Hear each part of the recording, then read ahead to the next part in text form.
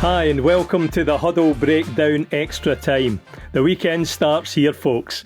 My name's Martin Murphy, I'm your host, and I'm joined as ever by Alan and by James. We've got a special guest on this week, I'm delighted to say, and like to welcome you, Quinny, to the show. How are you? I'm very good, Martin. Thanks for having me on, guys. Big pleasure. Long time listener, first time caller.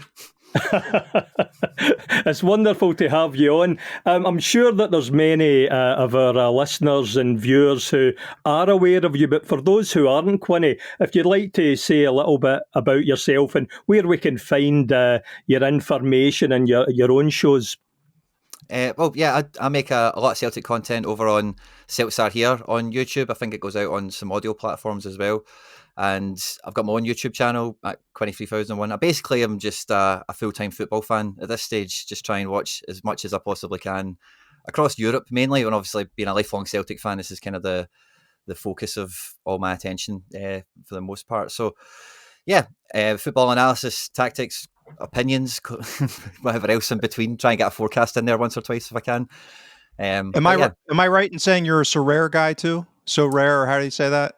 Yeah, so I play Sorare, which is fantasy football, which is kind of like probably the primary motivator to a lot of the antics in terms of like how much football I watch and the kind of detail I kind of take it to in that regard. But in a previous life, just before doing all this stuff as well, I got my UEFA badges and stuff like that. So I did a bit of coaching and had a good bit of fun with that. So you're a credentialed degenerate gambler. I like that. That's my kind of guy. Yeah, that's a great way of putting it. Credentialed. So quite a lot to get through here, guys.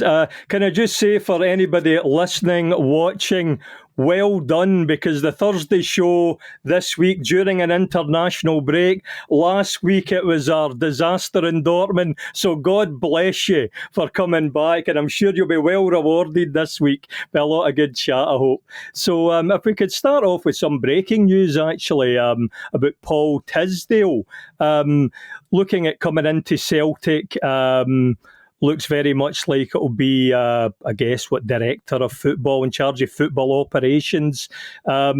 His background is, been a manager for many years. I think he was at Exeter City for about 12 years. He's also been at, I think, MK Dons. I would imagine this is someone that Brendan Rodgers knows and thinks that he can get on well with. And I think it was March, wasn't it, that Mark Lawwell left the club. So hopefully we've been doing due diligence and this is a pretty serious guy. So Quinny, as our guest, if we could maybe start off with your opinion, if there's anything you'd like to say about this appointment. It kind of came out of left field, I think, when the news broke. I don't think anyone kind of seen it or heard any kind of murmurings of it, and it had that seal of approval straight away from the source that it was serious and, it wasn't just like clickbait or whatever. But I don't know too much on the guy specifically, but by all accounts, like the sort of role he'll be coming in for, like he's previously been working around England in the Premier League and everything else. And my first kind of feeling on it when I seen it is kind of like Rodgers bringing in an outside gun to come in and, sling the noose around maybe and just point out that, it's not just him that sees antiquated parts of the club or sections of the, recruitment department or whatever it might be that's not fit for purpose or whatever. And maybe some of the stuff he's saying is falling on deaf ears, because I think by all accounts this guy's maybe like a consultant, maybe the initial role we're given him. Right, yeah.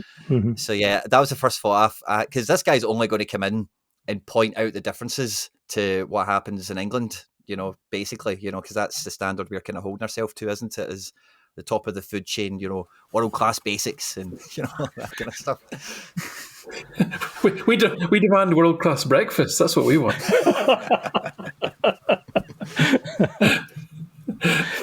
What about yourself, Alan? Have you any views on Mr. Tisdale? No, I don't know a lot about him other than there was a good article that Callum McFadden shared, which was very informative, and then I think it was another piece that I read. Very interesting guy. I mean, he's very dapper. I love the his most dress stylish sense. man in football, I believe. Absolutely brilliant. Love it. Absolutely, I love all that. Right? I think it's brilliant. So it's a thumbs up from me. I don't care about all the rest. Right. So listen, I mean, anyone that spends 12 years at Exeter City, I mean, that is a tough job, right? I mean, he took them to unheard of heights, really, in terms of their position in the English football pyramid, and kept them there. And to survive anywhere like that for 12 years suggests somebody who, if the environment is right, if the relationships are right, if the vision is aligned and all that, then he's someone that it can be in it for the long haul. But then he's had other management gigs, and I think he's actually managed over 1,000 games, correct, mainly in the lower English leagues. Now, I wouldn't pass judgment on that in a negative way. To me, that's a tough school, right? That's a school where you're having to learn how to properly manage people, manage limited resources, make smart decisions about what you can and can't do. So, if you think about Celtic in context of Europe, that's a pretty good skill set, right? Relative to the teams that we will be playing, that being able to operate and deliver in that environment is a good thing. But I wouldn't claim to know in detail what precisely he will bring, and a lot of it will depend on the role that he is given, right? And that the devil will be in the detail, and where these things tend to succeed or fail is in getting the divisions of duty, the responsibilities clearly defined, and everybody signed up to them. Yes, there will be tension. Yes, there will be disagreement on how to do things, but if we don't get that right around, this is your role, this is my role, this is how we interact, this is how we resolve conflict, etc. If that's not all clearly understood by all the key egos, because let's face it, it's a football club, and the egos are massive. There may not be a lot of people that you need to manage here. There's not a lot of. We're not talking about. I worked in a very large, international conglomerate bank, and the challenge wasn't so much convincing key egos. It was just the sheer volume of people you had to convince to get change through at any level of effectiveness. In a football club, it's not like that. It's a small number of individuals, but massive egos. So you have to be able to build those relationships. So for me, let's see, it's roles and responsibilities, it's managing those relationships, it's having that common vision with tension. There has to be healthy tension. So let's see. I mean, it did come out of left field. I don't have any sense of where this is coming from. It does feel a little bit different. It does feel like it's not just Celtic going down the usual channels, if you like. And I certainly hope that's the case, because he certainly is an interesting guy. And as I say, great dress sense. James, Alan kind of touched upon the roles and responsibilities there. I guess, where would you like to see this appointment having that responsibility, having that influence? Where would you like to see improved? I think the easiest low-hanging fruit is recruitment. Yeah. I mean, that's where we're probably a decade behind where we should be. And I think given his pedigree and what I know of his CV, and I dug into him a little bit in the last 24 hours and looked at some of the clubs he was consulting for, that's been reported. So that's the easy stuff. And when I say easy, I mean, obviously it's not easy, but it's easiest. It's easy in the sense that obvious and low hanging fruit. So the challenge comes in where analyzing him is impossible, because his managerial career is what it is, and that can be going through relatively easily. And I agree that there's some really impressive aspects to that. And a guy that's been around and survived as long as he has is going to be, reasonably well informed and competent in that domain. The harder part is what he's been up to kind of in the last 4 or 5 years relative to consulting. I've read some buzz that maybe he's been working with some of the smarter clubs. I don't know if that's true. You get these nasty things called NDAs that people sign when they're consultants. So the likelihood that he may have done stuff that isn't necessarily public. Yeah, Quinny, did you signed yours, didn't you, for this? Right? Yeah. So that's a challenge. So we don't really know who he's dealt with or what he's dealt with in that capacity. I think that dark hole is where a lot of optimism can be projected and reside, because the rest of his CV doesn't scream to me one of innovation in having exposure to a sophisticated modern setup. We're not poaching Alkmaar's third in charge to come run our division, right? So that's that's the way a lot of sporting enterprises behave in other sports, is they just go get smart people second, third, or fourth in charge, and then go basically steal the setup from without stealing intellectual property type of thing. So he doesn't strike me as that obviousness. It doesn't mean that he's not had exposure. Rodgers had exposure at Leicester, and Leicester's setup was actually pretty modern when he was there. Now, there were some issues with it. Liverpool, where he was at, again, he had some issues there with Ian Graham and all this, Michael Edwards, and there's a whole, but he was at least exposed to what it at that point was. And still, I think to a degree is on the forefront of kind of modern innovation relative to analytics. So I think he potentially weds these two worlds well, if that activity that he's been up to has some exposure there. We have no way of knowing that. I have no way of knowing that. I'm sure there's some people that have worked with him. If he was working with a Brighton or a Brentford or any of these other kind of multi-club setups, theoretically, in the Netherlands, for example, or Belgium, then that could be very positive. But at least some of his public interviews have been interesting. Talking about the embrace of data and analytics is certainly welcome from the spreadsheet shagging community. So that's nice direction of travel indication. But yeah, so recruitment's the easy answer, because there's a lot of easy stuff that they could be doing. We're not even doing the most simple basics on the analytics side, from what I can tell. So he doesn't need to be a physics PhD like Liverpool had to build theirs, or like Man City has now, in order to make huge leaps forward. And I'm sure he's more stylish in any case.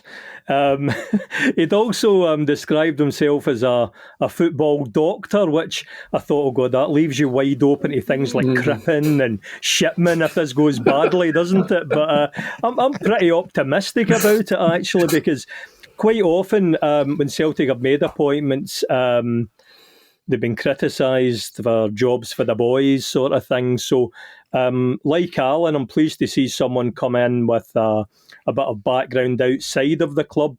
He's also worked at a level where it might be interesting in terms of some of the players that we may be recruiting in the future. As we talked about before, Rodgers is very Anglo-centric when it comes to looking at targets at times. I think Rodgers has to work closely with this guy. I'm sure Rodgers has been championing him, and I think that could be good. One big name that came through under his tutelage was Ollie Watkins, who will be facing later on in the Champions League. He was at Exeter originally before going on to Brentford and obviously to Aston Villa and England. I think also some of his skill set seems to be working between the boardroom and the coaching staff and so forth, which I think, again, much needed. It saves Brendan Rodgers maybe potentially butting heads with the PLC guys. I think that could be a good buffer there as well. He can just go and identify figures. Sorry, Alan, you're going to come in? No, I'm just laughing away to myself, because Rodgers doesn't need to do that because he's got Desmond on speed dial, right? So I'm not being facetious. I mean, Rodgers is Desmond's guy, right? And Desmond wants Rodgers to succeed, because if Rodgers doesn't succeed, then Desmond looks like an idiot. And the last thing Desmond wants in his life as an egotistical billionaire is to look like an idiot. So I wouldn't worry about that. But I can take your point. Sorry, I'm interrupting. No, I very much hope that's the case. I'm always a bit nervous after the previous tenure and so forth, but I think, I would say that you'd be absolutely correct there, because it was very clear that this was Desmond's man when he came in. The other thing I thought was kind of interesting is looking at the big picture for Celtic, going beyond the recruitment side of things.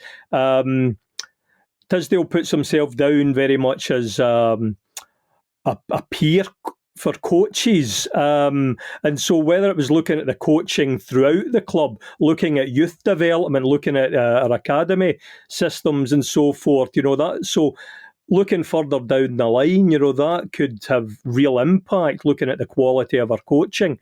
So it looks to me as if it's quite an ambitious appointment. It certainly looks in the right direction. I don't know what sort of contract he's on, if he's there for a period of time, or if he's going to be with us for longer term. One would hope longer term if it is going to be looking at things like coaching and youth development. But as you say, Alan, the devil's in the detail. It will be interesting to see what his remit is actually going to be. Is there anything anyone would like to add before we move on? No, I think your comment on youth development probably segues quite nicely into last night's entertainment. Well, yes, we never stop, guys, do we? We never stop. A minute to go, 2-1 down to the sixth place team in League of Ireland. We come back, 3-2 victory at the showgrounds against Sligo Rovers last night.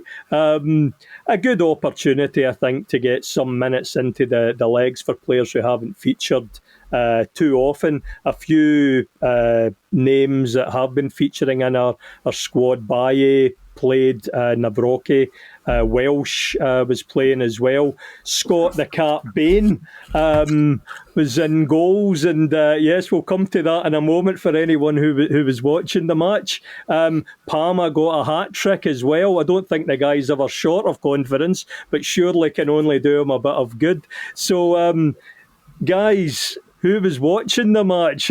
James, did you see any of it? Any opinions on it? Go to someone else. I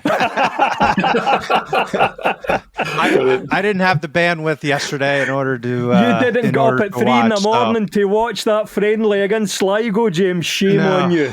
No, I apologize. I'm horribly underprepared on this segment, so I'm going to go on mute and listen to you guys. Anybody watch it? I didn't watch the full thing live or anything. I caught the highlights and listened to a watch along through it. But I think overall it was like, it is what it is, isn't it? It's a training exercise for the B team and then like the tertiary players in the squad. I was trying to think, like, I can't remember when the last time we'd done this kind of thing was, but we used to do like behind closed door games with some teams in these types of situations, which I think you can get little bits out of, but especially for those B team guys that, I managed to watch the Youth Champions League. We get tickets for it for the channel and that kind of stuff, which is always good fun to go and see, like how the academy's measuring up against, like, this year we've only played Bratislava at home, so that's all I've seen, which wasn't much of a yardstick, let's say. But that kind of environment, I quite enjoyed the idea of going to Sligo for some of these guys. It's much more of a first team environment. The manager's there. There's some of the first team players in the building and in the squad, and it should maybe help the club see really where some of them are at. But I think everyone was, I don't know if melting down at 2-1, but everyone was definitely just laughing anyway, like, oh, who cares, like when it was 2-1 down, it was just this malaise. You just seen it going across social media where everyone was just washing their hands of it, like, means nothing. But yeah, so I think like it's beyond getting the B team guys some minutes, and then like McKeown by all accounts did pretty well. Yeah, feels like Palma had to have a bit of a second audition in this one as well. It's not much more than a training practice, really. It's just kind of my overall on it.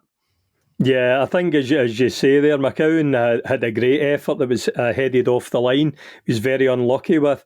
I thought hopefully helped Yang with his confidence as well. He missed a really good chance in the second half, but he did set up a goal early on, the first Palma goal, and he also did play pretty well overall, I thought, and was pretty inventive. So hopefully that could be good. And a couple of the youngsters.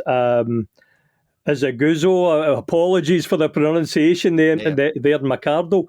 Azaguzo had a good header. He was a bit unlucky. He also did well for, I believe it was the third goal. Macardo again put a ball over. Interesting to see the way Palma was getting on to those as well. A little bit like Abada sort of coming in, from off the defender, onto the low cross and putting them away. So that was kind of interesting as well. Alan, did you see any of the match or any views on it? Yeah, I did watch it, and I'm probably an outlier on this because you convinced me that wasn't an absolutely vital match for the likes of Turley, Bonner, and the other B team lads, that got under Brendan Rodgers, the full first team coaching, 6,000 people, on TV. You tell me that wasn't hugely important to them, given the other matches, other competitive games that they have to play in the B League. Because I'll tell you what, Sligo Rovers impressed the hell out of me. They were excellent. And actually, Celtic were taken apart in the first half. It was actually embarrassing. There were moments when it was just literally pinball in the Celtic box. It was chance after chance after chance. Desperate clearance, ball back in again. And I'm going to have to stop you here because this is happening too often with you. After last week, this is the same again this week. It's really starting to trigger people. Well, listen. You have to take the positives in the sense of what a brilliant away win in Europe, right? No, but listen. For me, I'm looking. Sligo are several steps above what you see in the Lowland League in terms of the standard that they're at. They played excellent passing possession football, and they pressed pretty well as well. And I'm looking at the Nawrocki, Welsh, Vai, McCowan, Palmer, Yang. I'm looking at them to really show that they're Celtic first team players, and I'm looking for the young lads to step up and show actually they can perform at a higher level against a decent team. And none of those things really happened, if I'm honest with you, at all. So it's a bit disappointing, I would say. I mean, even Palmer was actually really poor. I was joking on social media earlier. I was a classic kind of lazy, selfish striker, and I used to come off the pitch with a hat trick sometimes. And if you actually analyse how I'd played, I was absolutely shocking. But sometimes you just leave the pitch with a hat trick, and Palmer's performance was one of those out of that mould, I would say. The game slowed down as soon as he got the ball. He rarely beat his man. He was cutting inside all the time. He never went outside. It just wasn't great. Yang just doesn't look like a Celtic level player. I don't want to go through everyone, and I don't want to pick out any of the youngsters, but none of them, and especially the problem that Celtic had was in central midfield, really, where they just, when I look at a young player coming through playing for Celtic, there's a couple of things that they immediately need to stand up. Right, one is what's your first touch like, and second, how are you under pressure with the ball? Can you keep hold of it? Are you strong enough? Can you shield it? And can you lay it off or do something with it? Keep possession. Because these are the things that give you a chance at a higher level. And unfortunately, certainly central midfielders, that was really, really badly lucky. In fact, both the goals that they scored came from losing the ball in the sixth position, which is you just don't do that. You simply at that level you don't do that, right? It's a complete no.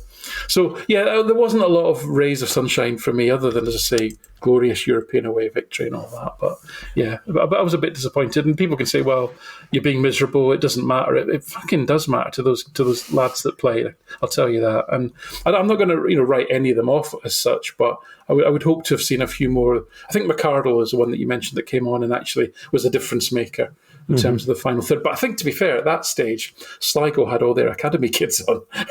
So at that stage, they were kind of just pinned back. The first half, which was, I presume, was Sligo's first team, Celtic were badly second best. Yeah. By all accounts from what... Oh, sorry. Oh, sorry, Quinny, after you, please. I was going to say, by all accounts from what I was listening to the game, like in the second half, maybe the last 20 minutes or so, Alan, apparently McKeown did really kind of grow into the game a little bit more. And I thought, like, when we signed McKeown, part of the thing about the transfer that I really like, in terms of just general squad construction, I really like to see bigger teams like us eating up other teams' captains. I feel like, guys that are like leaders and all the rest of it. McKeown, obviously, captain at Dundee. And I say, when I was listening to the game, it did, from the watch along I was watching, like the last 15-20 minutes, it felt like he was maybe grabbing the game a wee bit more, and that in terms of pushing us on and trying to get us into the final third kind of thing.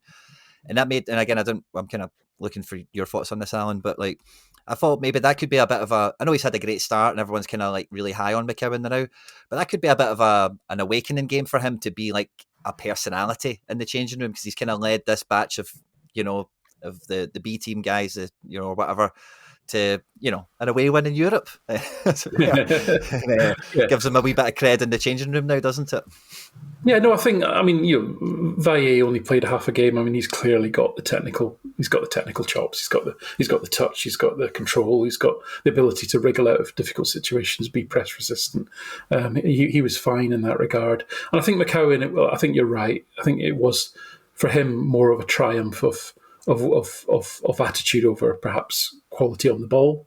I think with McCowan, I'm a big fan of the signing, by the way. I think I'm really, really happy with it. I think he'll be a real asset over the season. He tends to be one of these that he always wants to go forward. Now that is good as an attitude. It's very positive, but it comes with its downsides, obviously, in terms of turning the ball over, maybe trying to force things rather than build the play, which is more Rodgers' style, I would say. But yeah, I think you're right to say that he looked like a Celtic player in that he didn't want to lose that game, and you want that. You need that attitude to be a Celtic first team player. You absolutely have to have that. So I think he was the one that definitely showed that part of his game for sure.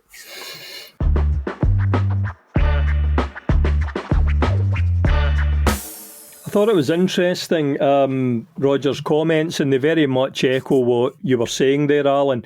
He was talking about the lack of physicality, the lack of strength and power. Some of the youngsters there, and they need to be aware of what it is to be playing at a higher level and to play at the tempo that he requires. And so again, further down the line, when we're looking at development of our, if you like, academy players or younger players, that this is important. But it very much echoed what you were saying there. Just when you were talking about Rodgers there, Alan, I think it's maybe an opportunity as well, given Quinny's background, to consider the season so far in this international week, about how Rodgers is set up the team. And I think especially in the aftermath of our European exploits, there's been some criticism of the manager. He seemed pretty stung with it. There seemed a bit of a fear that he was going to be intransigent, he was incapable of changing, which kind of surprised me as well, because over the years, whether it be Swansea, Reading, even before that, Watford, Liverpool, Leicester, he's tried a whole variety of different systems with all these teams. And even last season, he started off without making any major changes to let the players kind of buy into his ideas, and he's played inverted fullbacks and more traditional overlapping fullbacks. And I wondered what your views at the moment were, Quinny, about the season so far, any potential threats to Celtic, and also maybe even considering Brendan Rodgers, what has he learned, how has he adapted from his previous spell as Celtic manager? I think we were all kind of surprised when Rodgers first came in. He didn't really change too much last year. And we heard even Joe Hart in an interview after he retired talking about how he was surprised that he didn't really change anything. And then it was like after Christmas or something where he started to try and put his fingerprint on the team. And even now coming through pre-season into this year, like you say, like he's been around and he's used lots of different formations in different clubs over the years. But I've always associated Brendan Rodgers, like at his core, as like a tiki-taka manager, essentially, when he came up, that death by 1,000 paper cuts, Barcelona, Pep Guardiola kind of era is when he was kind of making his name as an attacking manager and all the rest of it. And that system, it's got a lot of kind of fulcrums to it. But one of the most important ones for me is like the midfield. Is like I had the pleasure of watching peak Barcelona come to Celtic Park, but sometimes it was good fun, sometimes it was less fun. But when you see them in the flesh, like Xavi and Iniesta could have been holding hands, and they would just go everywhere around the pitch as a pair, pass and move to each other, drop into somebody's blind spot, and the two of them would just control the whole game as a pair. And when you look at our midfield now, it was like, and I really enjoyed your guys' breakdown last Thursday on it, but when you watch Dortmund, it couldn't have been the further opposite from that. We've got centre mids wider than wingers, And then you've got McGregor is in the middle, who has license to kind of go anywhere he wants as long as the ball's not too far away from him. And I've found that quite surprising that we didn't really develop into this year into like more of a kind of base situation where you still got that McGregor playmaker, but he's got a pal that will go everywhere with him. And between the two of them, they can kind of anchor and dovetail for attack and defence and all the rest of it. So I think tactically we're not really too much different even to like the second half of last year. But in terms of Rodgers and his development, like I was surprised essentially, like we've not seen a wee bit of that original tiki-taka kind of mentality come into the base of the midfield. Now you might say the inverted fullback gives you a bit of that, because I think Greg Taylor kind of actually does. And very interestingly, Valley, when he's played, has actually just been doing his job. You don't really see Valley hugging the line too much. And again, like I mentioned with the B team, when I've seen the Youth Champions League, Mitchell Frame's doing the exact same thing that Valley does. They're maybe not quite at the Greg Taylor expertise of it, where they can pop up in right midfield. But it feels now that maybe that's where he's going to get it from. But yeah, I've been kind of surprised that we've not seen a wee bit of familiarity to version 1 Rodgers. It's probably how I'd sum that up. Yeah, I just to segue off of that to ask you a question. I mean, I'm not anywhere near as versed on kind of the academic theology of tactics. So I come at this from a very simplistic perspective. But it seems to me as almost like, and it's been shocking to me actually, that Rodgers has been almost like a 4-3-3 ideologue. So we've almost had this merger of Rodgers with Ange in that sense. And even Ange, what that was shocking to me, did I miss a memo where 4-3-3 became the only way that you can play? Or is, because again, I don't see our personnel, even under Ange, so purely aligned.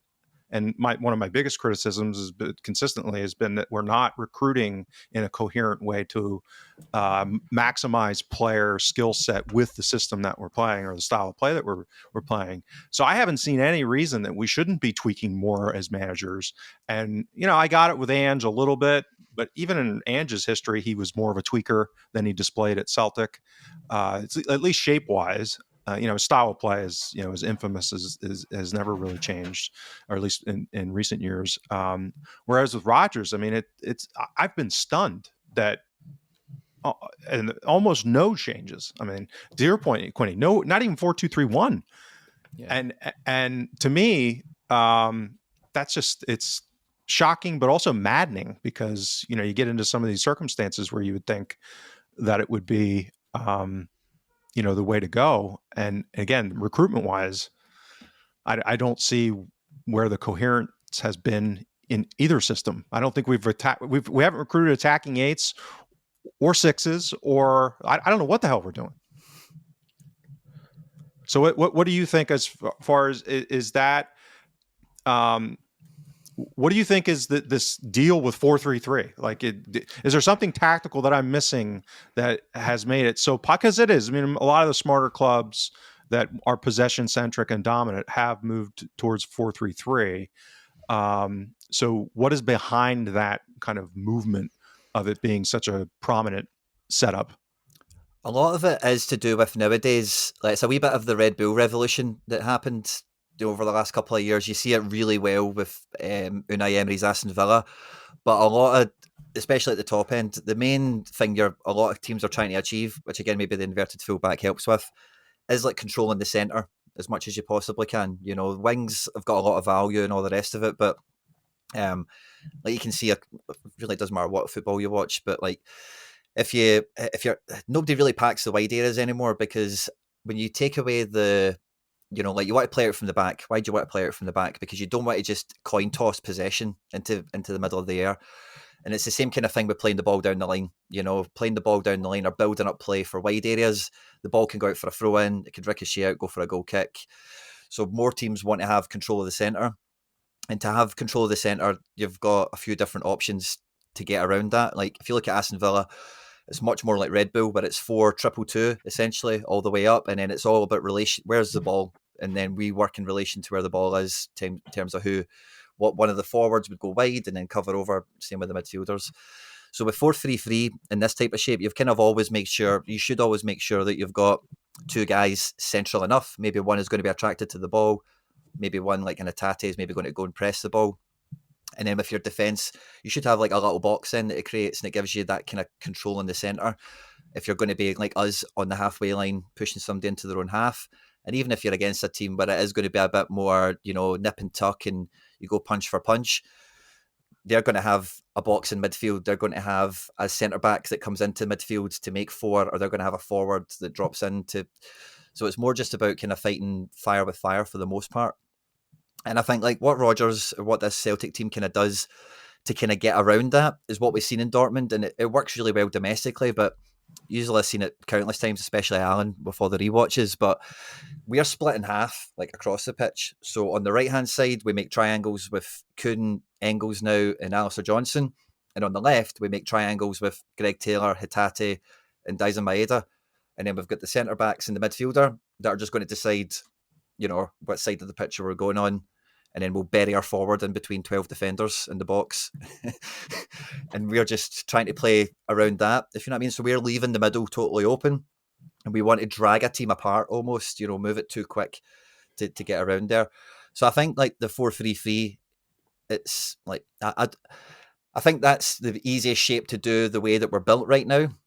But in terms of like the wider obsession of it now, like there's no more 4-4-2. I'm a big 3-5-2 guy. Like I love 3 at the back. I like 5 in midfield, and then everyone loves 2 up top, don't they? So that's like if I could pick a shape, that's the way I would go. But there's less of it because you find now that so many teams do end up matching man for man.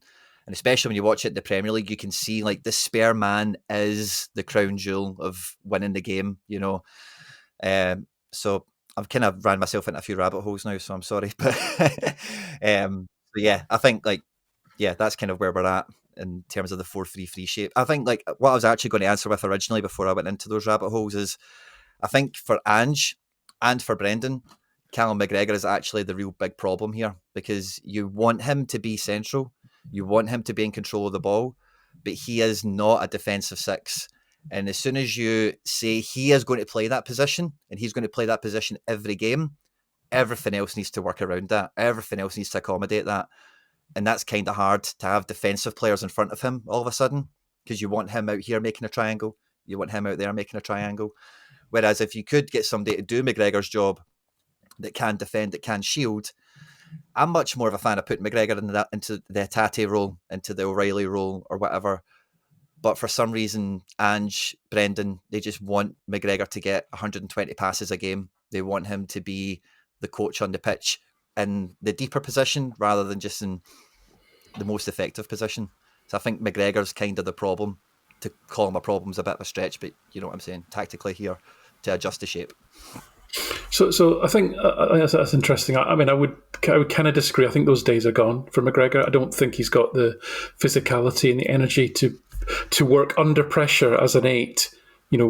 Sometimes with his back to goal, to get under pressure from defenders and actually be a goal threat and be a creator. I don't think he's got that in him now, personally. It's just my view. He might be the better of a lot of bad options we've got in midfield, which is the point I really wanted to come to on this. So with the 4-3-3, certainly under Ange, I think you mitigated the McGregor lack of defensive solidity thing by having this rest defence off. And this is what a lot of teams do now. They defend with 5 and they attack with 5. So Celtic had, as you said, Quinny, a box of at least 4 in the middle, so as that if you were broken on, you kind of left the wings exposed. But with your fullbacks inverted and McGregor sitting in there as well, you had the middle of the pitch covered from a transition perspective. You wanted to get the ball to your wide players early, and you wanted to get them one-on-one with their direct opponent. That was an aim. And failing that, you wanted then to be able to flood the box, and that's where your 2-8s were crucial in terms of supporting the striker. And then one of the wingers would always be attacking the back post if the other winger had the ball. So you always had at least 4. And maybe one of the, domestically certainly, you could sacrifice one of your 5 rest defenders to break into the box as well. So that was kind of what Ange was trying to achieve. I don't think we're a million miles from that under Rodgers. I think we're a little bit more circumspect. We're probably a little bit less willing to play the aggressive pass. But where I think we've got to at the moment is that we're now in a situation where McGregor is regressing and will continue to do, and will be less defensively capable as years go on. And that's observable in the data. That's not me, casting any aspersions on Callum McGregor in that sense. It's just the way life is, right? So we're actually moving to have legs alongside him in terms of Bernardo and Engels are both athletic box to box type players. But the problem is, where I think they will do well is breaking into the box, because I think they both represent and both seem to have a decent goal threat in them. But where I think we are now potentially lacking badly is just simple creativity and simple ability to break through teams from the midfield. Because neither Bernardo or Engels, to me, have showed that they can break teams down consistently with through balls. And we're actually now left in a position where our most creative passer is Hatate. And the issue with Hatate is he's just so inconsistent.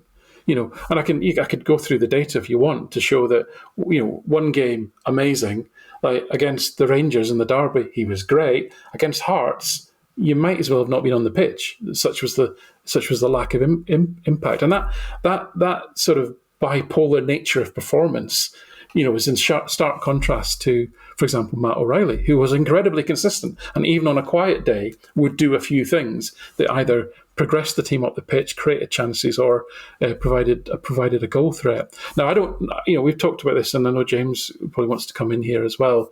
I think, we've got to let Bernardo and Engels grow. We've got to let them develop. But at the moment, I still see the midfield as it's not fixed today. I'm not saying it won't be fixed. I'm not saying it won't get better. And I'm not saying that when you layer in a combination of Hatate when he's feeling up to it and feeling like he's in great form, when you bring in McCowan's energy and aggression, you can't make it work. I think you probably can, and certainly you probably can domestically. But at the higher level, I'm still concerned we're no nearer to having that great combination of talents that we need to both unlock defences and provide the goal threat and provide defensive cover. Yeah. So my concern is actually we've not only failed at achieving that ambition at the European level. My concern is that the mix is so deficient that we may have regressed relative to domestically. For that point that you're making, Alan, which is that we basically, and because Bernardo and Engel, in my mind, are so similar, and that they're almost one-dimensional, and they can do some counter pressing, and that's, they both seem to be consummate professionals, good effort, good motor type guys. So as we've seen in various games, Bernardo has been excellent in counter pressing. Engel's coming out of where he's coming out of in the Bundesliga and playing for us, and the domestic league is certainly going to be able to contribute in that regard. But they're similar, and they're both a goal threat bombing into the box. But between the 18s, they're both, I don't want to say zeros, but as close to zeros as I've seen, given the reputation and their pedigrees. I mean, it's almost like crazy how little they've offered both in their careers and at Celtic relative to that creativity, to ball progression. And so to the point now where I'm concerned, and I've been hinting at it for weeks now, we're now vulnerable, going back to what you were saying, Quinny, about how we try to drag people out wide. Part of this analytics revolution is people realizing, I don't give a fuck if you have 3 attackers out wide, because they can't do anything from there. So why the hell am I sending people out there to chase you down? It doesn't make any sense, particularly if you're an overmatched opponent. So if we see people that stay narrow, don't get dragged out, who is going to have that creativity centrally in order to break down opponents? And at the same time, that's the one part of the barbell. The second part of the barbell is, who the hell is press resistant in this mix? And this goes back to McGregor. Like, he's the guy in the middle who at least theoretically is, and for the most part he is. He's pretty safe on the ball, and his spatial intelligence movement's still good. But that was what was horrifying to me. The mistakes, some of them were unforced at Dortmund, but a lot of them were like, we talked about traps. They only looked like they were horrible mistakes because of what, if you were looking, I could imagine it just from anticipation and kind of seeing how these things work spatially, is that by the time the camera moved to where the Dortmund guy was clearly, just intercepting AJ's pass, for example, that was not what it looked like 2 seconds prior to that when he baited AJ into that pass and jumped the route, as us NFL fans would say, right? So that's my concern, is that we now have these kind of dual front vulnerabilities where with particularly if you had that mix of Hatate with McGregor and Matt O'Reilly, all three of those guys were press resistant and robustly so. And we've basically, at Dortmund, for example, we've swapped two of those guys out for guys that are the exact opposite. So I don't see how we can play Engels with Bernardo with a progressive attacking style consistently and produce at the level that we're going to need to. And I don't see how we can do that in Europe unless we're going to play, which I thought we were going to do, set up like a mid block and go counter against Dortmund. Because they're going to, even clubs like Club Brugge, they're going to press the ever living shit out of us. Atalanta, like these teams are well coached, well organized, pressing sides. And if you show up with that midfield, I'm like, oh my God, like this could be a real problem. So that's I've been penned up for weeks worrying about this, and now I've been saving it for extra time to get into this. So what do you think on this press resistance issue? Quinny, am I completely off the rocker with how I'm thinking about these two midfielders? No, I'm very much in the same mind. As I said at the beginning, long time listener, first time caller, and I remember like you guys have been saying for a fair while that we need, more elite athletes, more physically imposing midfielders. That's been something that you guys have had on the shopping list for ages. And Bernardo, Engels, like they kind of fit that bill, kind of on paper. But like when you watch them, one thing I'm forever saying on my channel is like, I call him Paul O'Bernardo these days as well, just for the jokes. But he is a bit of a back passer. Like, see, anytime he does pass forward or he does shoot, it comes off and it looks brilliant. But see, almost everything else he does, it's like Bernardo should be in the McGregor role for me. And I know Alan was like, maybe McGregor's not got the engine to do the press support that we see from Hatate from midfield or whatever.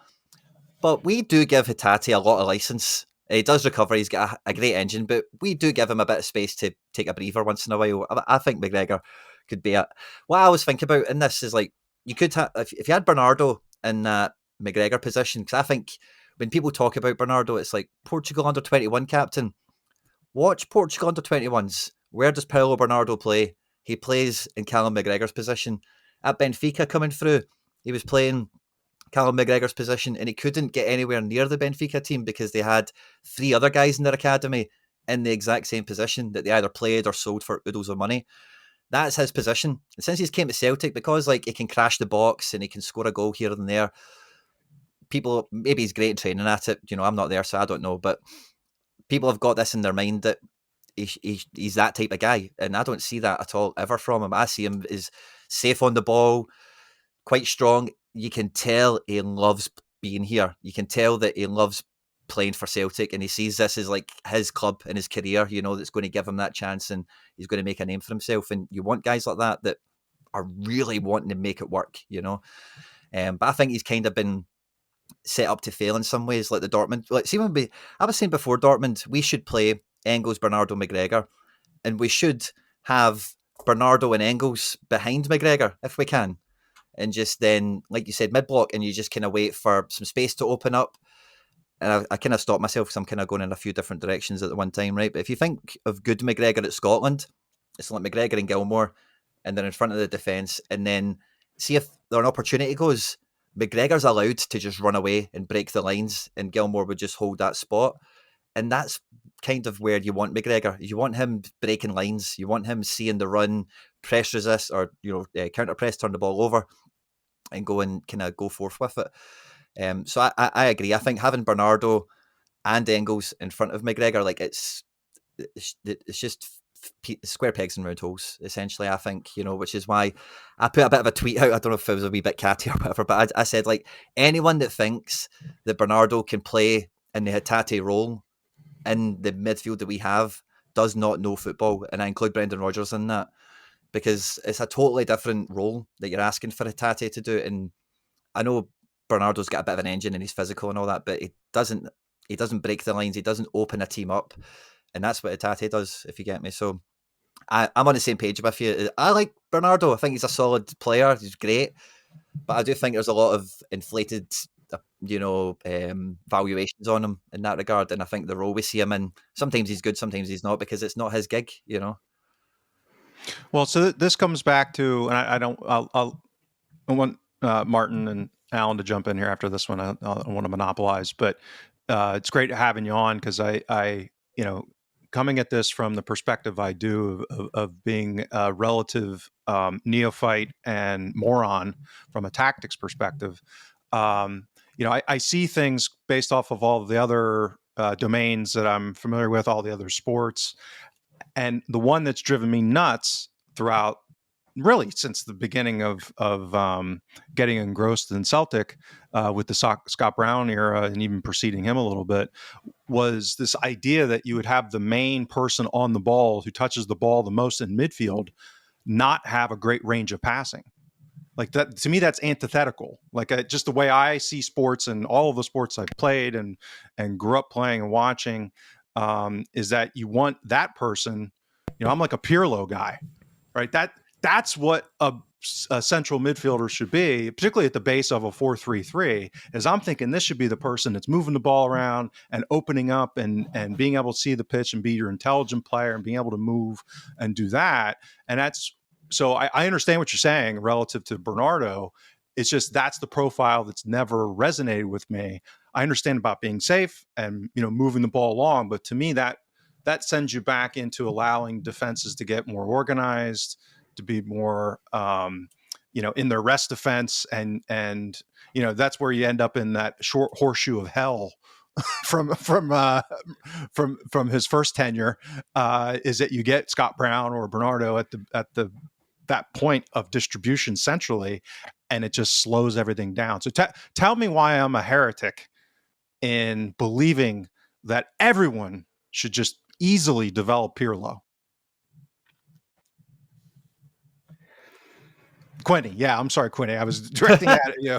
I don't want to come back in out of turn there. No, please. I think McGregor gives us bits of that, because sometimes, I forget who exactly, but sometimes if McGregor's in our half, their defence isn't on the 6-yard line. He's not shy of trying to clip one over for Kyogo or something like that. He does have a bit of that to him. Bernardo, granted, I would definitely agree, doesn't.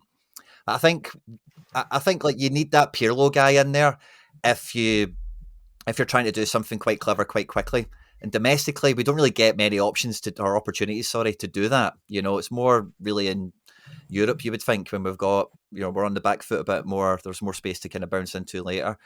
And again, I think that's kind of part of what I was maybe getting at earlier with McGregor's, because we're deciding it's maybe going to be different, because McGregor is a bit more dynamic, and he isn't a shield. He is a guy that will overload on that right triangle, or he will come onto the edge of the box to give the defender something else to deal with. And those are fantastic qualities for him. But yeah, I think in general, just the actual players, like Bernardo, you probably get a better tune out of him. And I think not that we're getting a bad tune out of him right now necessarily, but I just think it's similar to Engels as well. When I didn't really know too much about Engels when we were signing him, and when I really looked at him, he played in attacking midfield a couple of times, but he was really more of a base, in a free, two guys sitting, one in front. Maybe he played right back 2 or 3 times as well. So I don't mostly know. long ball too. Yeah, you know what I mean. So seeing him and Bernardo in these positions, it just, like I say, it just feels like square pegs and round holes. Whereas, yeah, I don't know. I just thought if you could put him and Bernardo together, you maybe get that. Not Xavi and Iniesta, because they're not that level and they're not really that style either. But you maybe get 2 guys that are safe on the ball, of a decent enough range of passing. And then, if you've got them and 2 centre-backs behind them, you then don't need your full-backs to be inverted. They then just push on. So if you can have those 4 guys as your core, you then should be sending the rest of the guys to go forth in attack. So, but no, you're not a heretic. I definitely think the Pirlo, the quarterback, the deep line playmaker is is great. And probably now, like the top of the food chain for that is Rodri. And if you look at Rodri, although he's got the range of passing and all the rest of it, the number one thing about him is he is an anchor. Like he is like the axis of the team. You know, it doesn't matter if they're on the left or if they're on the right. Like everything orbits around him. So it's a little bit of a different role now these days, I think, because of the shapes and stuff like that. Because City, if you look at City, they don't play any formation. They just pick what team's playing, and and then it's just revolve around Rodri and Haaland from there, really. So no, not a heretic, mate. We all love a bit of Thank you.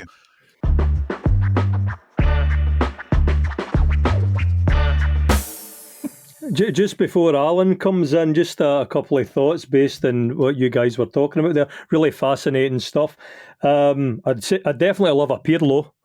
That sounds pretty cool to me. I think it's kind of mixed with the frustration that I have, and we talked about earlier, with the way Brendan Rodgers has been setting out the team. You know, the phrase about square pegs and round holes, that seems to be, we've got a way of playing, but we don't necessarily have the players that are it's going to make that system work at the higher level. James was talking about, the way Dortmund set traps. Well, domestically, we'll get away with that. And you'll have your Greg Taylors and your AJs being able to put balls through, like the Ross County game there that set Kuhn free for the winner from AJ. But when you go to that elite level, and it was a great spot, I thought, James, about what happened in that Dortmund game, how it looked like the pass was on, then it wasn't, that idea of setting the traps. I think it comes down to recruitment. If we are going to continue with this, we need to recruit better. Really interesting one with Callum McGregor, because I'm a great fan of Callum McGregor, but I can also see what you're talking about there, where I don't like him in that position, but I've also got some qualms like Alan's talking about. Does he now have the physicality? It kind of reminds me a little bit of going back in time when you could see Neil Lennon running out of speed, Scott Brown, you could see them deteriorating. And I wonder whether we should be using them a little bit more like we did with, Paul Lambert back in the day, bringing him in for certain games, using them a little bit differently. But at the moment, we don't have the recruitment to do that. I suppose I wonder also, guys, what you think about, we mentioned how much we admire McGowan. Is he somebody that could come in and have a place in that midfield? Yeah, I mean, I think you're right when you said about recruitment, and this kind of brings us full circle back to what we started with Paul Tisdale, and he was speaking about the need to find players that you're not just looking for the best player. You're looking for the player that's going to fit the environment, fit the job that you're going to ask them to do. So, I think what we're saying here is that it's not obvious yet, and I do want to caveat that, right? It's not obvious yet. It's very early days that especially Bernardo and Engels are not necessarily best fit to the roles that we're asking them to play. That's really what we're saying in a nutshell. Now, again, listen, it's a small sample size, small data size, and I wouldn't. My data at the moment for the season is heavily polluted by that Dortmund game. Right, it hangs over everybody's data that played in that match like a horrible stench, and will drag down their averages forevermore until we get up to nearer sort of 20 or 30 matches played. Right, so you need to be careful, and because that wasn't on Bernardo, that wasn't on Engels, that was 100% on Rodgers, the way that he set that team up. I don't want to go rehearse all of that again. Listen to last week's podcast. So it's down to recruitment, but I think also echo James's point about have we actually regressed? And I would say cautiously, and with all the caveats that I've just put on the table there, that the evidence in the data is a kind of cautious yes, we may have done, because I did a piece during Ange's second season. So you're really looking at, from a central midfield perspective, you're looking at O'Reilly, Hatate, Moy, McGregor, and a bit of Turnbull. A reasonable amount of Turnbull, right? And I basically just looked at all of the defense, all of the core midfield competencies. And when you look through it, even the creative ones, Hatate came out either fourth or fifth compared to those peers. Not I'm talking about the rest of the league. I'm just talking about his peers in the Celtic squad, right? Now, I never published it, mainly because I don't want bombs through the post, and it just wasn't worth the trouble, frankly. But the point was that here was a young player developing. We could see the upsides. Could we get enough of them? If I should look at the data today, as we stand here, with all of the caveats I've put on the table about small sample sizes, all of that, is that Hitate's creative stats are leading the field across the board, actually. I don't want to bore people with individual numbers, but things like chances created, average expected assist rate, pack passing, the quality of the pack passing. Now, that's great if we were to sit here and say, well, Hitate's having a great season, but I think we all know he's had some good games and he's had some bad games, and they tend to oscillate wildly between the two. So I wouldn't use him as a barometer for consistent excellence at this point. So to James's point, have we regressed? I think in the short term, and it may recover. I suspect we rather have, especially when we're talking about midfield creativity. So what do? We either persist, well, we have to persist. There's nothing we can do until January to find the right mix. But I think, to what extent, I think the question in my mind, and to get people's views on this, is to what extent does that even matter domestically? Do we even care about that? And is it going to be material to not winning the league is number one, and number two, what differences should we make in terms of how we set up in Europe? So I'll let the guys have a go at those two questions.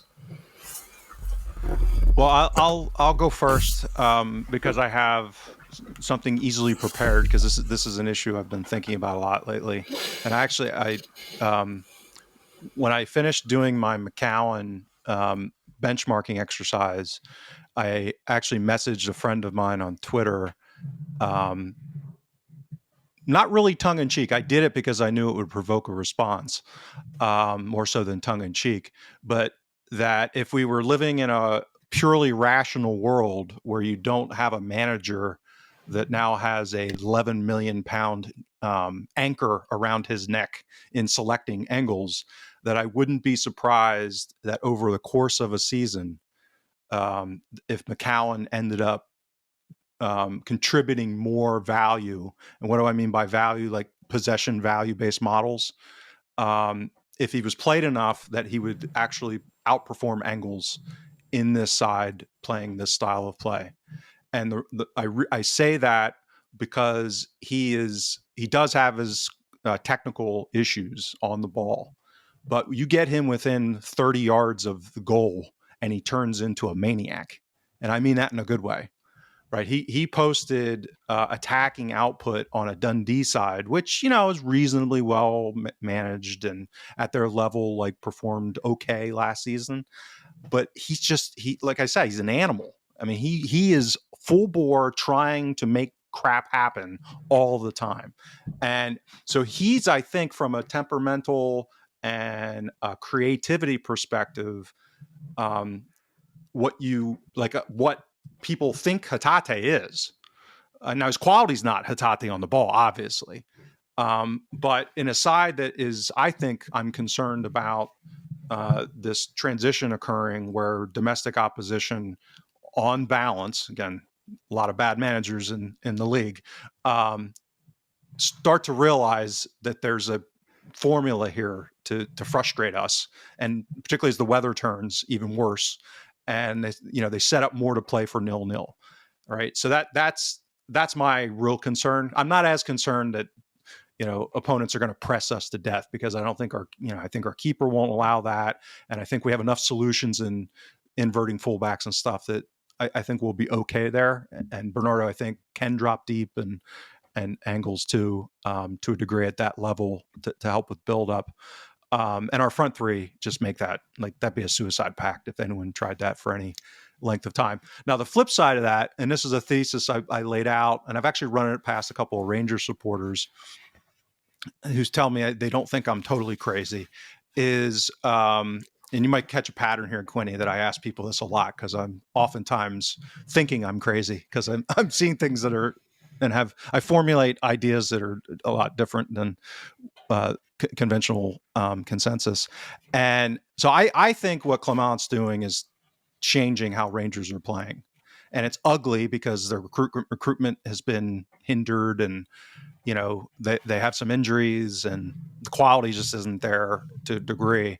But I think that they're changing how they're trying to create chances, and I think they're smart in doing that, because structurally, with the fullbacks whipping in crosses, that was never going to get them to compete against us in chance creation against the rest of the league. So I think they're smartly going in a different direction. Now, whether they're going to succeed at that is highly speculative. But obviously, if we're going to have a threat to us domestically, realistically, it's going to be in the high 80s, low 90s. Like, that's the intersection of point total that could happen. And I think for Rangers to get up into that realm, outside of like wacky variants like we saw in 2021 or something like that, is they've got to do a better job at creating chances. And I see what they're trying to do. I think they have a couple of players that they've signed if they stay fit, particularly Czerny, which has been, to me, it's been funny watching their response to him and all the circus around him, because he's the one guy that I think can actually create a lot of chances for them domestically. I actually joked with the same friend when I did the benchmarking study on Czerny. I was like, this guy is going to murder Scotland. When I looked at his season at FC 20 in the Netherlands, I mean, it just, it's not always pretty, but he's kind of like McCowan in the sense that you get him within 30 yards and the guy goes berserk. Like, he just starts trying crap right and left. And when you're playing against Motherwell or Ross County, or they dropped a crap load of points last season, not being able to create chances against those levels of opposition, and I think he'll help in that regard. So that's I'm not saying this is a base case, but that's the intersection here, is that we've regressed enough in like, theoretically, if we're going to have a problem domestically, it's going to be we've regressed enough in midfield, creating chances, and that they do figure out a way to create more chances that aren't so reliant on Tavernier and their fullbacks. So I'll shut up now. I don't think it's too important for winning the league. Sorry, some of that. Sorry. No, I was going to say I don't think it's too important when it comes to domestic, like in terms of that want or that kind of desire, because like in the league, like we've even seen, even with the year that they won it recently enough, and with some of the leagues that we won, we weren't that great either, so like the bar for success at this level, like we've already jumped over it about 10 times over, and we've already seen that you could win the league with Ronny Deila. You know what I mean? You could do that again if you wanted. Like, it probably wouldn't be trebles and invincible trebles and trebles and all this kind of stuff, but like, I don't think you need that. I think like the attitude has to be like so many of the contemporaries we've got across Europe that we try and measure ourselves against, like Benfica's and Ajax's and all these other kind of clubs, where like Turkey's a wee bit supercharged with money. They've just got tons of it. But like, when you look at the dominant clubs in these other countries, like, they will buy somebody to help them in Europe. Like, they will buy a guy that he will make a difference when we play Juventus away. He will make a difference when AC Milan come here or whatever. So I think like and that's where I think a lot of Celtic fans are really lost in the woods right now, is like, are they actually that ambitious? Do they actually want to bridge that gap? I think that's how we kind of end up in these kind of halfway houses all the time with these kind of topics, because you don't really know that they mean it. 11 million on Engels, 9 million on Ida is great, but Ida's not really getting into the team. Doesn't overly, and I said at the time, like, Ida will be great. I'm a big fan of him from the time on loan, but like, there's way better ways to spend 9 million quid on a striker. Like, way many, 11 million on a midfielder. Again, like, I'm sure he'll do great. I'm a big fan of what I've seen already. There's way better ways to spend 11 million quid on a midfielder if you kind of look around. So it's kind of hard to really know what actually is the motivation. Is it just stay at number one and then everything's a bonus? Or, do they sincerely want to go that distance? Because if you do, then you have to build it for playing in that arena. And then you just know as a consequence that guy will score 30 goals in Scotland. Don't worry about it. Like, or whatever, depend on the position. So Quinny, I mean, I think that's spot on. My view on that, and it isn't, and it's my opinion, obviously, is that I think there is now that the death of law ball can be deemed official, that there is a genuine desire and unity in Celtic, even at board level, as to the need to progress. But also having said that, I don't believe that the people actually understand how to make it happen. And I'm not. That sounds very black and white, but I think the recruitment that we're seeing, and that we've just spent a long time talking about, and you eloquently stated as regards the 20 million spent on Ida and Engels is that what's the received learning of these people is that we will win in Scotland, and actually we're so brilliant. It doesn't matter who we sign or what we do. We'll win in Scotland, aren't we? Great, right? So you got, that's a very powerful mindset to shift, right? If you genuinely think that it doesn't matter who you recruit and what you do, you're going to win in domestically and you're going to stick it up the neighbours, it's very difficult to convince somebody that they're looking at the world the wrong way. So I think that thinking is still there. But I think alongside that is a recognition that we need to make more of a dent in Europe. Hence the purse strings being loosened, hence the Rodgers getting the players that he wanted. The problem is there isn't that intelligence between that strategic desire and the actual ability to identify and bring on and bring in the right talent at the right price point to fit the right role in the way that the team needs to play. That's the big gap, and that's why we started with the Paul Tisdale conversation. I'm not saying he's going to be the magic man, the doctor that's going to solve all ills here, but that's the role that's needed, is to help to move the organisation along. And it does need someone who can speak to the board and say, you're not looking at this the right way. You're using the wrong benchmarks. You're measuring yourself completely against the wrong KPIs, etc., etc. This is how you need to look at the world. Because if you get this right, if you get a Europa League competitive team, you don't need to worry about Scotland, right? It will take care of itself.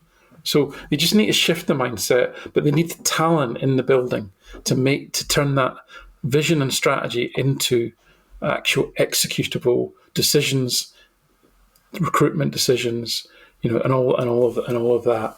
So that I think that's where we are. That's been my sort of strongly held view for some time now. And I don't see it shifting. Hopefully, the Tisdale appointment might shift the dial a little bit and move us towards that greater maturity and intelligence internally.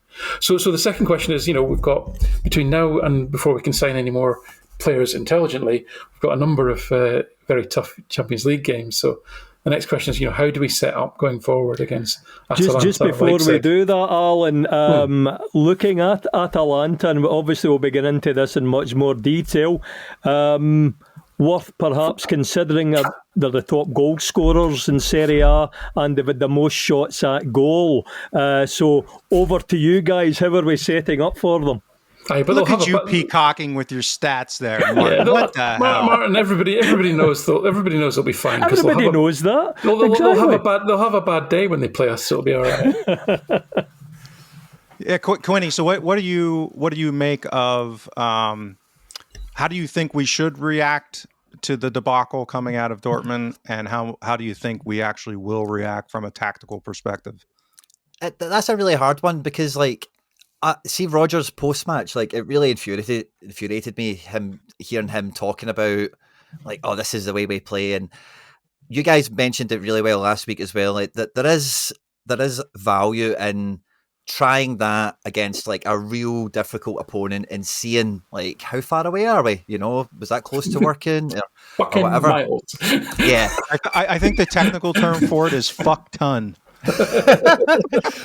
Listen, there was a deflection. When you look at the XG there's no way that can happen again. And I'll tell you what, they won't expect us to go out and play the exact same way. So this is a great opportunity. It'll be a tactical masterclass.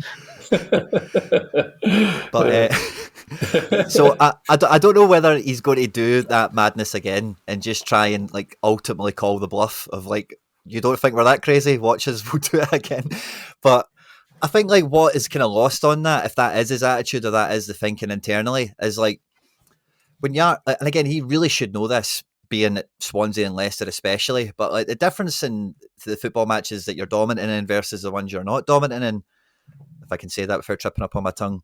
Especially if you're not dominant and you can go on and win. The only actual difference is frequency of chances, ultimately. Obviously possession will be different and all the rest of it. And the chances you get against like a Dortmund, if you go mid-block or if you go a little bit deeper, or against Atalanta, like how many chances did we really actually get against Dortmund? I'm just going to pluck a number out there and say 5, right? Would we have actually made that many different chances if we'd been a little bit tighter? Probably not. So I think it's a case of, like, I'm hopeful. Like I said, the team I thought would start against Dortmund when we were all saying, Bernardo could start. That's what I would like to see happen, is you get Bernardo and Engels in, you put them next to McGregor. You give McGregor, he can still be a moth to the light. He can still go where the ball is and do all the stuff that he wants, but you just have them a little bit more pinned in. Because the thing with Atalanta is, like, they are, like, the dial turned all the way up. Like, if you've watched them over, they've been in the Champions League for a few years now. Obviously, they won the Europa League, which everyone's talking about last year. And the Serie A, they've been pretty good. But, like, when you watch them, like, it is just throw everyone forward, go for it. It's high octane, and they've got good ball winners in the middle. So, like, they are just... So, do we set up differently? I hope so. Do I think we will? I actually have got no idea. But if you're scouting out Atalanta and you're not worried about conceding chances or going into the game accepting we're only going to get 3 chances to score in this one rather than 12, then I don't know what to say at that point, because it's just it's just the way it's going to go. What do you think, Alan? What do you think is going to come out of this? Well, I mean, maybe I'm a bit more old school. I mean, listen, I think football has evolved. I mean, I was brought up in an era where you went away from home in Europe and you parked the bus and everybody did it. It didn't matter whether you were Liverpool, Real Madrid, or whoever. That's just how you played. But it was a different world, different environmental factors, pitches, travel, diet, all those things. It was genuinely every trip was a foreign country in that sense. Nowadays, we've kind of flipped it, and for probably the last 20 years now, you've seen teams who are talented. They'll go to Italy and they'll attack AC Milan in the San Siro if they think they're good enough, and they'll absolutely go for it. And we've seen, was it Gareth Bale scored 4 goals for Tottenham one time. And this is very much modern football now. The home and away thing is kind of irrelevant. The pitches are pristine, the travel's seamless, everywhere feels much like the same, all the hotels are good. So from a human perspective, from an environmental perspective, from a preparation perspective, all of that stuff doesn't matter anymore. It's all excellent. And so you just play your football to your strengths. So the game is different, but I can't sit and watch us potentially concede like double figures. I just can't do it, right? So there has to be a recognition here of a talent deficit, and I don't care how football tactics evolve and how old you are or not. It's far easier to stop people playing than it is to play yourself. It's far easier. Right, you just need 11 athletes, really well organised, fit, strong, with a plan in their mind, and you could stop virtually any team, to some extent. Now, I think Quinny's right. I think that's an intelligent way of looking at it. Is that right? Okay, but it can't be at all costs. It can't be that you just eliminate any chance that you're going to create danger yourself. Right? What is the point of that? Why are we here, etc. So, so what is the balance? But it has to be. I mean, you don't want to drop too deep. I don't think Celtic are built to drop too deep. So there's got to be some sort of mid, as you said, James, some sort of mid block.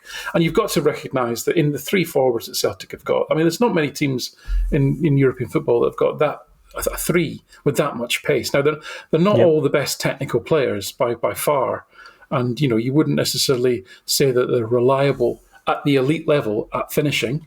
They're not. But just sheer raw pace should be enough to keep any team, honest as regards the number of players they throw forward, and so on and so forth. And so I think there's got to be a way to be that more solid off the ball. we saw Hearts do it at Celtic Park. We saw Falkirk do it brilliantly for 45 minutes of forcing Celtic wide, dominating the middle of the park defensively. Let them have the ball wide. Now, against Dortmund, that probably wouldn't have been a great idea because the wingers are so good. But, against Atalanta, who want to just throw players forward, give yourself a chance of, if you win the ball back through transition, you're in a position where you've got the ball in the middle of the pitch and you can just say to your three forwards, right, you go. And the rest of us are probably not going to overcommit. You might send one of your midfielders up, to Quinny's point, right? This isn't rocket science. This isn't trying to come up with some new super tactic that's never been done before. It just requires a bit of organisation and a bit of acceptance and a bit of humility that we're up against a far superior set of players, and we need to make life difficult for them to give ourselves a foothold in the game and give ourselves a chance. Well, you know who, ironically, probably agrees with everything you just said, Alan, or at least did at one point? Neil Lennon? Is Brendan Rodgers. So that's what was most concerning to. I mentioned last Thursday that one of my biggest concerns coming out of Tuesday was the potential for Rodgers to get triggered into dissonance. And his press conference Friday scared me in that regard. Again, I'm not a psychologist or a psychiatrist, so who knows? But some of his answers, like to create these what they call absurd absolute, that there's only two options: play the way we played that on Tuesday versus bunkering with 15% possession. That's no ridiculous. grey area whatsoever. Right? It's absurd. That is absurd. Well, it's insulting everyone's intelligence, frankly, to even suggest that, right? And so shout out to one of our listeners had forwarded an article, Robbie, in reply to one of Laura's posts, and tagged Alan and I, and it was I forget which publication or author, but it was basically a chronicling of an interview with Rodgers in June when he got hired 2 years ago, and basically what he needed to do to take Celtic forward in Europe. And it's almost everything he says in that article. And these are quotes. These are not, characterizations of what he said. These are direct quotes from Brendan Rodgers, where he laid out the exact opposite. I felt like I was in a Seinfeld episode as George Costanza. It was the exact opposite of what he said last Friday.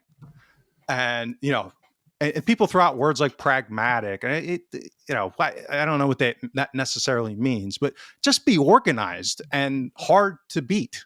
And that doesn't mean you have to bunker 5-4-1 and play hoofball up to Atalanta, which at that level is going to be a train wreck too, right? So he's not going to be able to hold the ball up at that level against those kind of center backs. So that's what I was most concerned about, is that his answers were so ridiculous that he either does believe them, which is the dissonance horror show, because he's triggered himself into something that's mental gymnastics, which is very human, by the way. I'm not casting aspersions. I'm expressing a worry that if that's the scenario, or he was just being, I'm going to take the optimistic view and hope that this is the case. He was just being overly defensive because he doesn't like his ego getting struck, and he was kind of, wagging the finger, being defensive, and he doesn't actually believe it.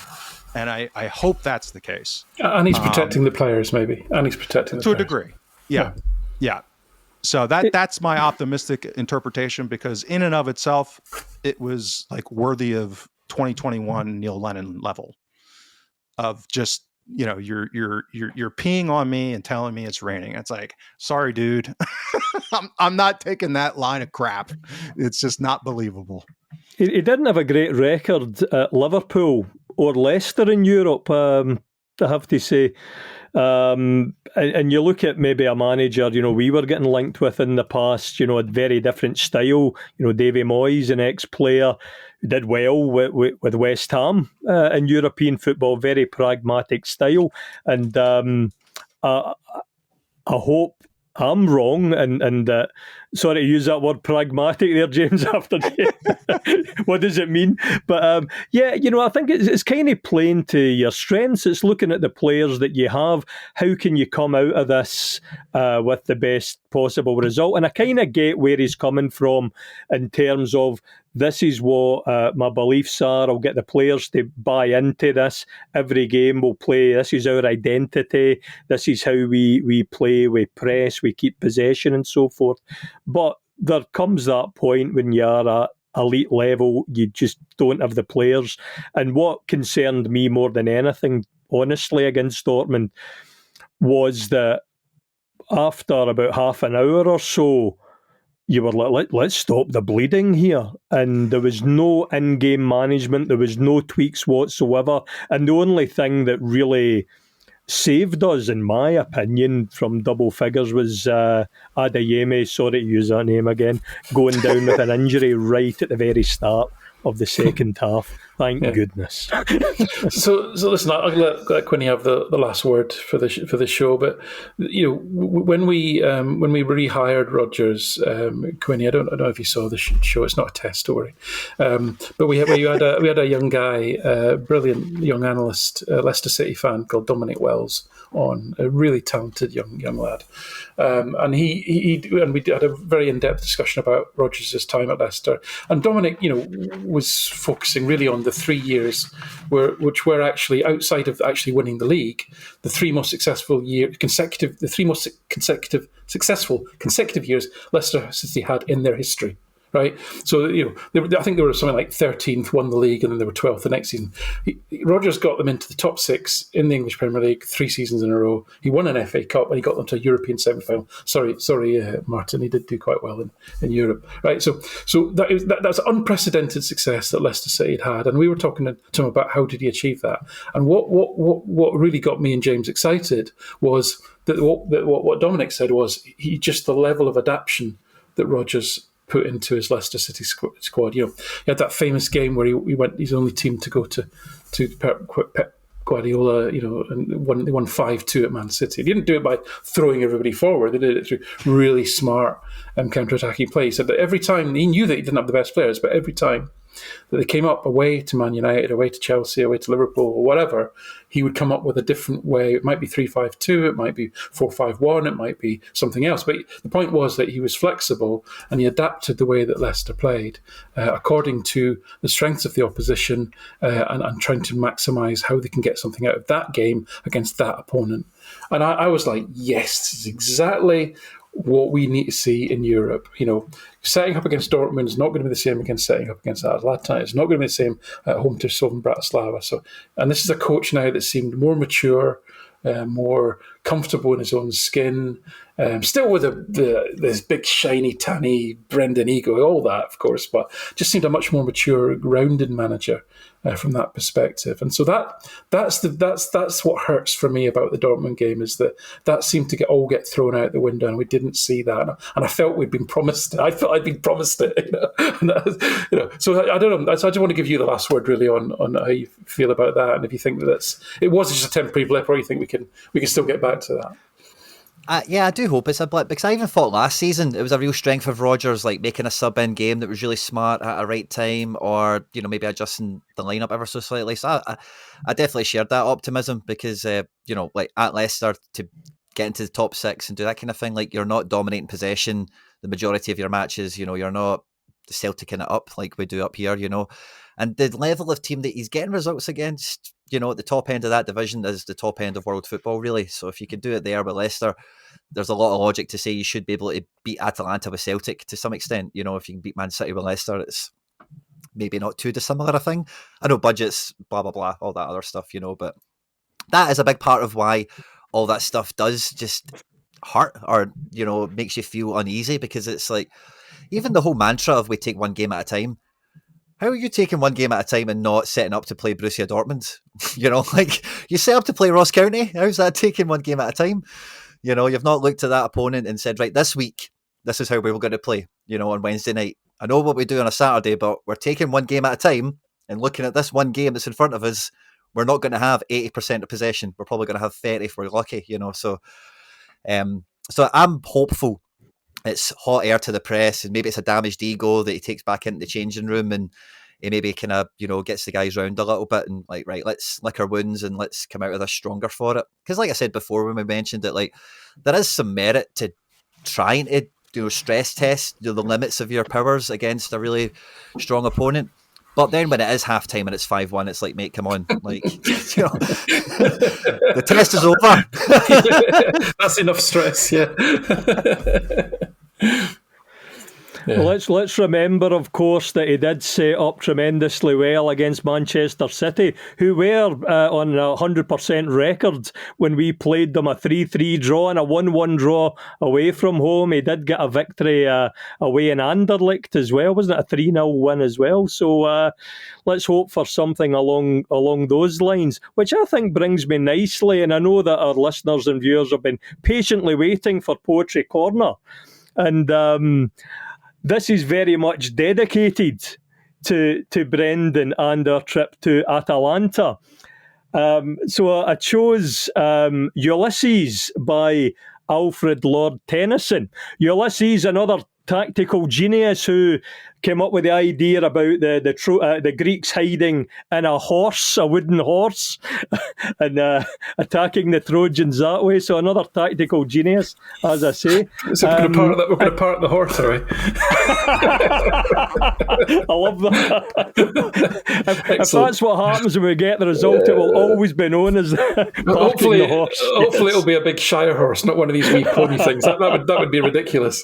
You can easily shoot over that. Yeah. What had come to mind about Ulysses as well was that he's going away from home for one last adventure. Hopefully not our last adventure, but it's kind of put to us, is he deluded? Is he past it? Or is he a bold, brave adventurer? We're invited to make up our own mind about that, really.